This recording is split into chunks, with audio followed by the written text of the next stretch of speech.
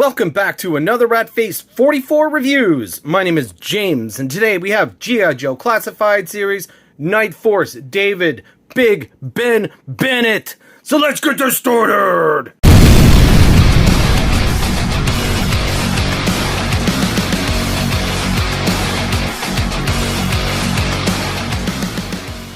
So before we get this started, hit that subscribe button, hit the like button, make a comment down below. We do fun action figure things here. So before we open up the box and take a look at the figure, we're going to take a look at the artwork on the packaging. As you could see, there is a digital render of Big Ben. He's in a tunnel with some train tracks in the background. Again, there are purple crystals in the background. There must be some sort of narrative with Cobra that Hasbro is trying to figure out here. I'm not really too sure. I don't know if you can see in the background, there is a dog of some sort in the background. Looks like it maybe has a red collar or whatnot. It's hard to tell, it's a little blurry. And we have a piece of artwork of Big Ben on the cover. We have Night Force logo. It's my first Night Force figure. G.I. Joe logo. G.I. Joe David Big Ben Bennett. Hasbro logo, and on the side of the packaging, same artwork in a larger format. I think this is a really cool piece of artwork. It's very kind of realistic.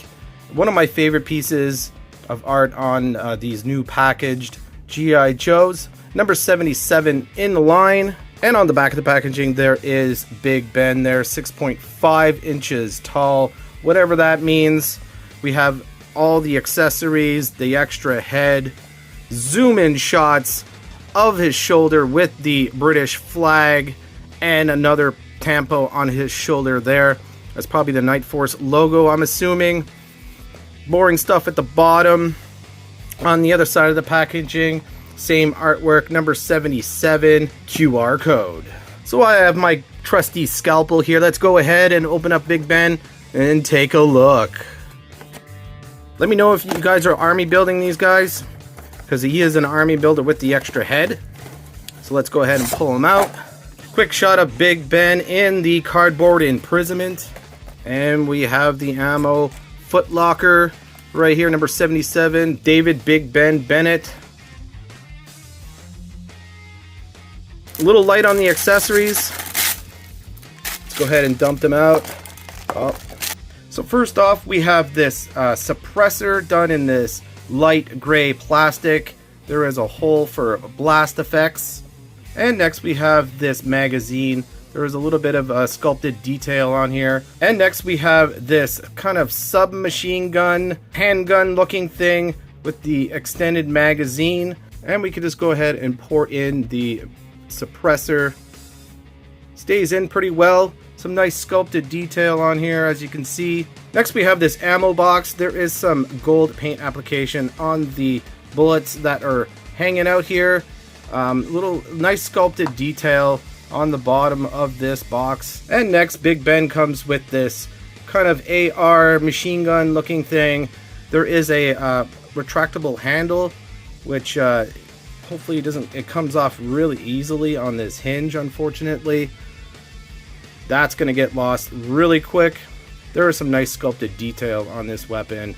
It is a little less bendy than I was expecting. And the last accessory here is this really big machine gun. This one is kind of bent. This looks like a handle, actually. There is some nice sculpted detail on this accessory. Very cool looking. Looks realistic enough. And lastly, Big Ben comes with an extra head. Awesome freaking gas mask head. This is the reason why I got an extra one, so I could at least have a generic soldier. This is very cool. Check that out. He has this kind of hood, green, OD green hood that goes over top. Silver type of paint application on the eye holes. Gray gas mask. As you can see, there is a filter right here, which is really cool. And there is the intake valve. Exposed neck is probably not a good idea when there is, I guess, mustard gas or some sort of irritant in the air. So let's go ahead and take out Big Ben. Here is the same artwork in black and white in the inside of the packaging. So here is Big Ben out of the packaging. Let's go ahead and take a look at the style and aesthetics of this figure. So overall look, he looks like a soldier in the British SAS, I am assuming. Very cool looking. I like the bullet bandoliers around his chest. Very neat. The kind of winter type of toque that he's wearing. I'm not sure the technical term for that style of headgear. Let's take a look at the face. He has some very cool looking war paint or camouflage paint. Take a look at the eyes, and you know, it's a little washed out with my light, unfortunately, but you can see there's a lot of cool shadow from the sculpt of the head. Is very cool. He looks angry. Very awesome. I think that's better. You can see very nice paintwork on his face. So on this hat, he has this OD green with this kind of gray paint application, and it looks like it's kind of tied at the top for his I guess it's kind of like ear warmers. He has a Joe Pro on his shoulder, bullet bandoliers in 2 different colors, that kind of gold and gray application. He has a British flag, and he has the Night Force logo tampo on his shoulder. Let me know if I'm getting that right. And on the back, you see the same kind of straps go along the back of his green, dark green, OD green jacket underneath. So underneath the bullet bandoliers, you see some suspenders that is supposed to be probably tied to his belt. Cuff details here, sculpted jacket ruffles in the jacket, very cool. Check that out. He has a green belt with a lot of pouches. Looks like there is a something. It looks like there's something here for storage, probably the magazine. There is a loop on the belt for more storage. He has this silver type of dull silver belt buckle here. Some sculpted in pockets, kind of overlapping his torso and midsection. Also, it goes all the way around the back. So as we move down his leg, he has a thigh holster, probably for his submachine gun. There is some sculpted in pouches on the thigh holster, and on the back there is some sort of sculpted detail here, which is really cool.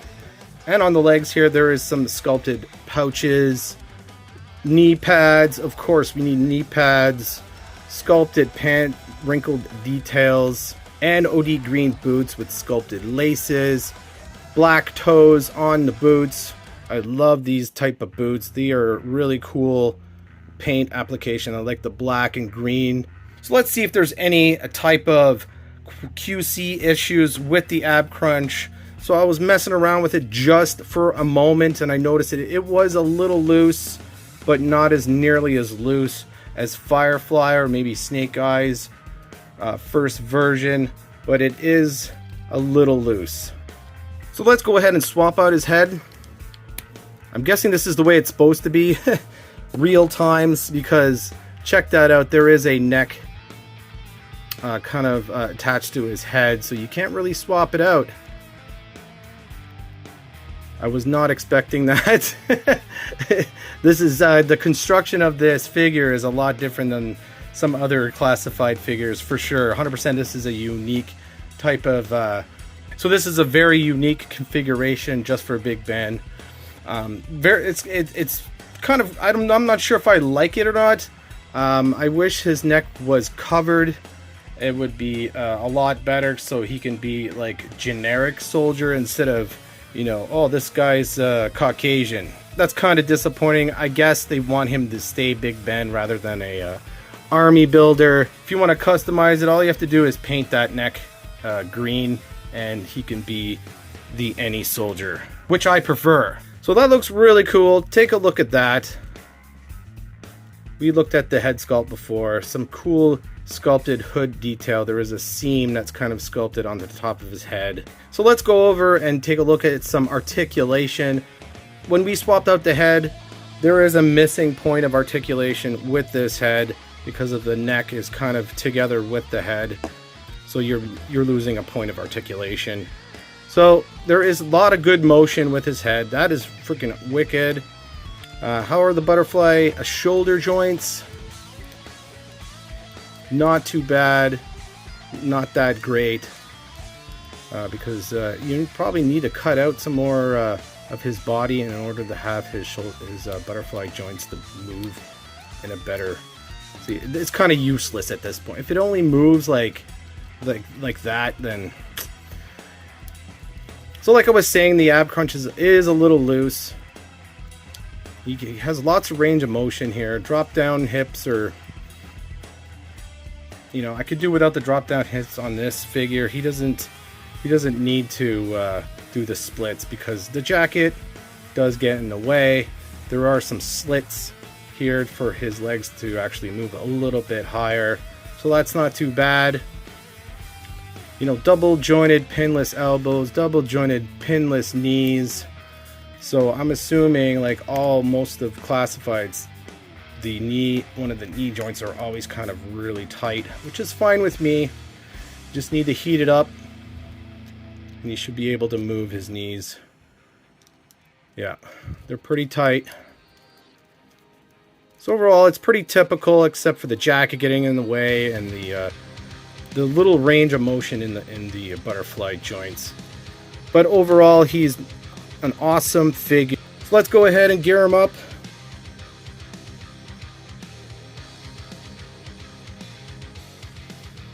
Yeah, the extended clip kind of sticks out. That's kind of weird. You can put the suppressor in this little loop on the back. So let's go ahead and put the magazine in the machine gun here.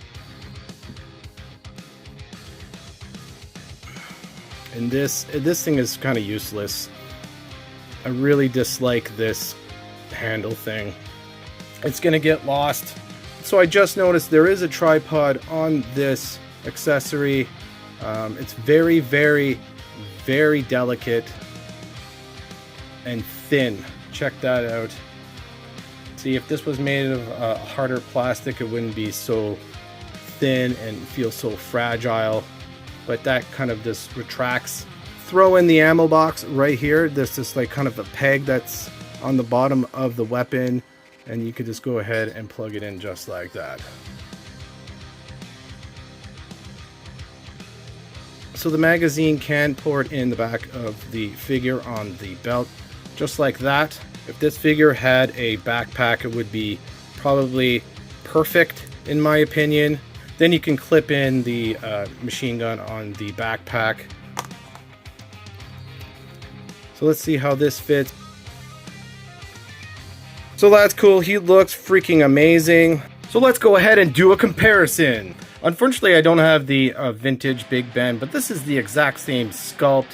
This is version 3, I believe, from 2000. I originally bought this 2-pack that came with Snowjaw back in the day, but I found him loose a couple of years ago or so. Let's go ahead and compare it. Just the sculpt, I know the color isn't the same, but it has the same aesthetic as the vintage version. So as you can see, he has bullet bandoliers just like the classified one, but this one, his bullet bandoliers go all the way to the back. Same kind of straps for the backpack. Same type of head. 2000s Big Ben has comms on his in his ear here, as you can see. Lighter brown hair. Same type of headgear. I know the gun is I know the machine gun is very reminiscent of the vintage. This Big Ben has a American flag on his shoulder, and he has the British flag, Night Force logo. I'm not sure what logo this 2000s Big Ben has. But they are wearing kind of snowsuits, cold winter gear, I should say. Same kind of type of boots. So they're just a quick comparison of what the vintage mold looks like with the classified Big Ben. So there you have it, guys. There is my review of Big Ben. Question for you guys, are you going to be army building him? Because he does come with this extra head, and you can be the generic soldier. So my thoughts and my nitpicks about this figure, the extra head, like I was saying, you know, the neck shouldn't be exposed. That's kind of a flaw. No backpack. I wish they had kind of had a backpack that would bring this figure up to the next level. But the paint application and the overall aesthetics of this figure is on point. He looks freaking badass. Night Force Big Ben. Let me know if you guys are going to be army building him. I did get an extra. I want to thank all my new subscribers and my old subscribers. You guys are awesome. If you're new here, please consider hitting that subscribe button, hit the like button, share with your friends, make a comment down below. So Yojo and Cobra!